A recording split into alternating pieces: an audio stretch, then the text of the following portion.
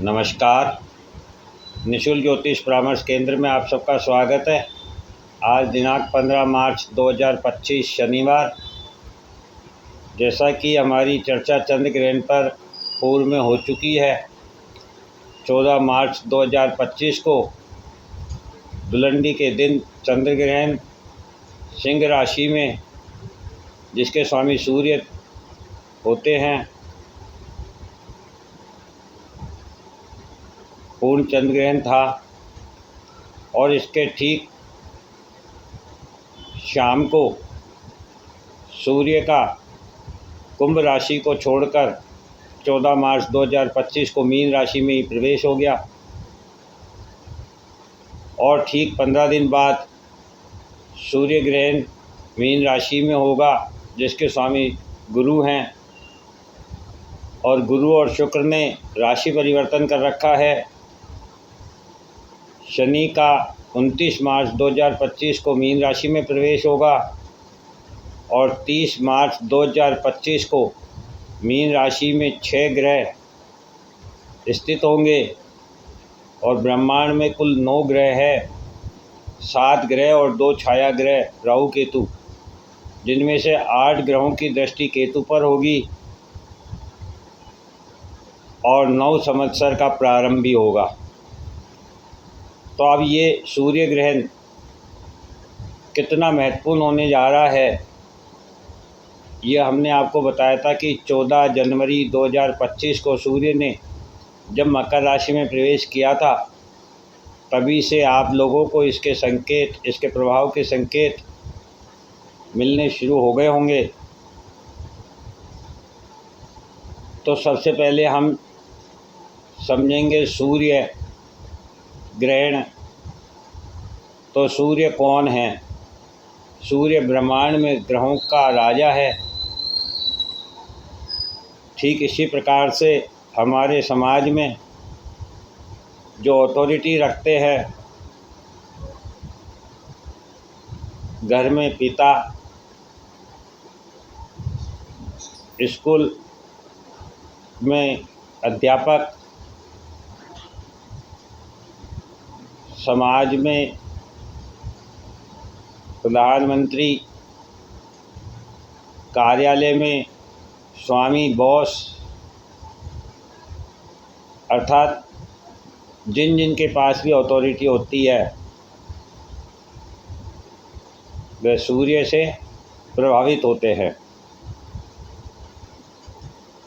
और सूर्य अथॉरिटी को ग्रहण लगना, अर्थात ग्रहण का तात्पर्य होता है कि सूर्य की ऊर्जा जो है, सूर्य का प्रकाश जो है, वह ग्रहण के समय पृथ्वी को प्राप्त नहीं हो पाता है। अर्थात हम अपने जीवन में देखें, जो अथॉरिटी रखते हैं, उनका प्रभाव कुछ समय के लिए प्रभावहीन हो जाएगा। और मीन राशि, जो कि कालपुरुष की अंतिम राशि होती है, जिससे हम व्यय देखते हैं, व्यय अर्थात अस्तित्व का व्यय, व्यक्तित्व का व्यय, मोक्ष, मुक्ति, फिर वह चाहे आपके अहंकार से मुक्ति हो, आपके अहम से मुक्ति हो, मैं मेरा से मुक्ति हो,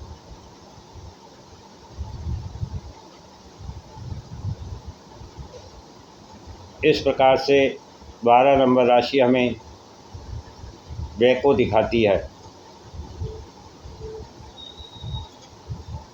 और वहाँ पर 6 ग्रह का स्थित होना और 8 ग्रहों की दृष्टि केतु पर होना, इसके बारे में हमने आपको पहले भी बताया था कि संसद सभा में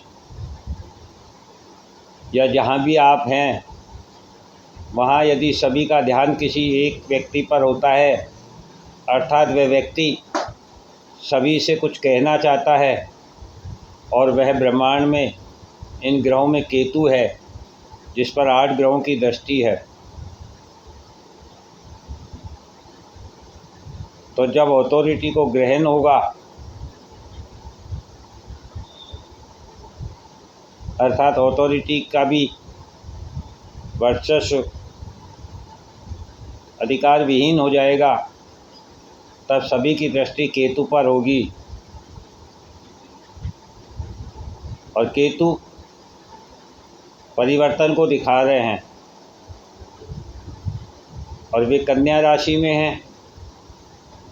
कन्या राशि के स्वामी बुध हैं, जो स्वयं मीन राशि में हैं, और मीन राशि में होते हुए वे अस्त भी हैं, वक्री भी हैं और नीच के भी हैं। तब आप देखेंगे कि अथॉरिटी का अधिकार विहीन होना, इसका कारण क्या है? इसका कारण है बुध, क्योंकि बुध बुद्धि के कारक ग्रह है।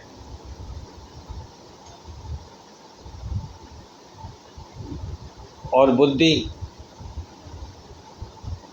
जब अस्त भी हो, वक्री भी हो और नीच की भी हो, और वह भी व्यय भाव में हो, अर्थात जहाँ बुद्धि काम ना करे, जहाँ आपको कोई मार्ग दिखाई ना दे, जहाँ आपकी सोच पर ताले पड़ जाएं,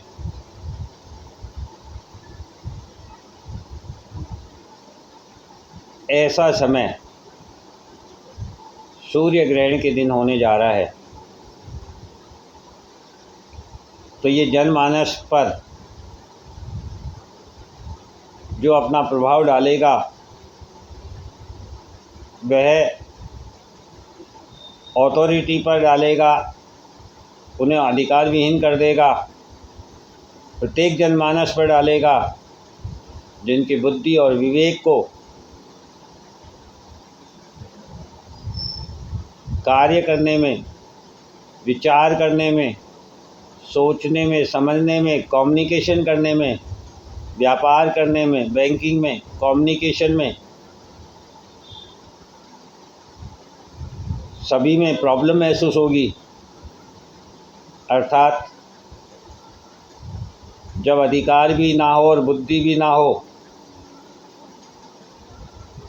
तो केवल और केवल व्यक्ति अपने मन के द्वारा, मन के विचारों के द्वारा कार्य करता है। और यही हमने आपको चंद्र ग्रहण के समय बताया था कि चंद्र ग्रहण आपको ये बता रहा है कि जो मन है वह गहराई की ओर जा रहा है, अंतर्मुखी होने जा रहा है। वह सच और झूठ का पर्दाफाश करेगा, वास्तविकता को, सच्चाई को सामने लाएगा।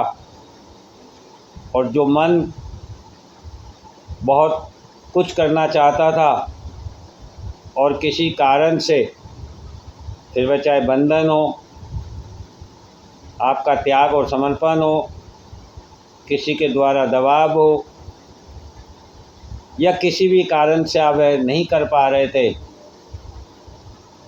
तो अब मन के द्वारा उन्हें आपको प्रेरित किया जाएगा वह सब करने के लिए जो आपका मन चाहता है।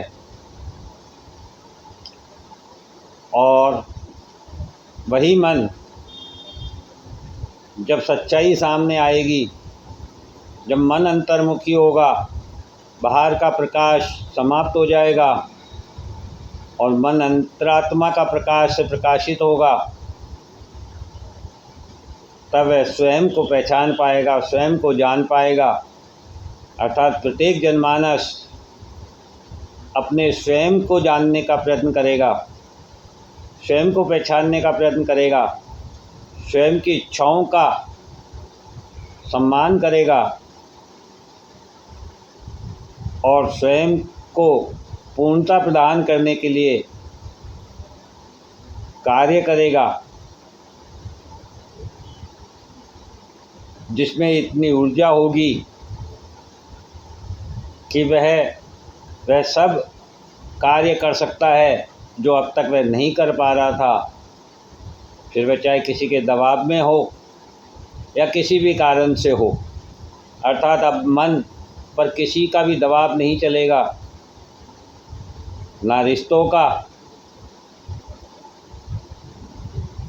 ना किसी बंधन का, ना किसी स्वामित्व का।